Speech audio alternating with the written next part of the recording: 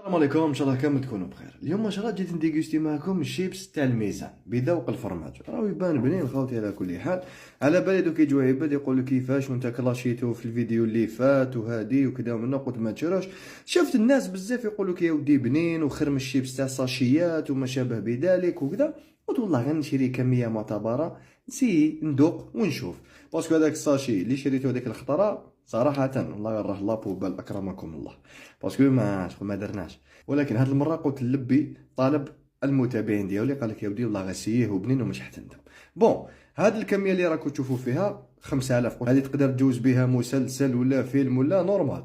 بون، هذا جبتو بذوق الفرماج. الشكل ديالو راه يبان بنين، من الحبه راهي تبان ماشي معمرها زيت، يعني ماشي رافده الزيت بزاف. دوك ندوقو ونشوفو الصح في القرمشه. يلا بسم الله. بعد ما دقتو الصراحه والله غير هو بنين، كنت حاقرون على كل حال، مي هدايا والله غير ظهر بنين. يعني الحبه ديالو الله يبارك ناشفه ما فيهاش الزيت بزاف، يعني عكس تاع الساشيات هذاك اللي يجي معمر بالزيت وكذا ومن حتى تكرهو. مي هدايا لا يجي ناشف، ما ذوق الجبن راهو موجود الله يبارك، وفيه الملوحيه ايضا. ولكن انا الحاجه اللي نركز عليه هي الريحه اللي تبقى في اليدين. فيه واحد الريحه تبقى في اليدين، هو والكاوكاو تاع الجمر هذاك. يا بن عمي قلت لك تغسل يدك بالكريزيل ويا ربي لا راحت.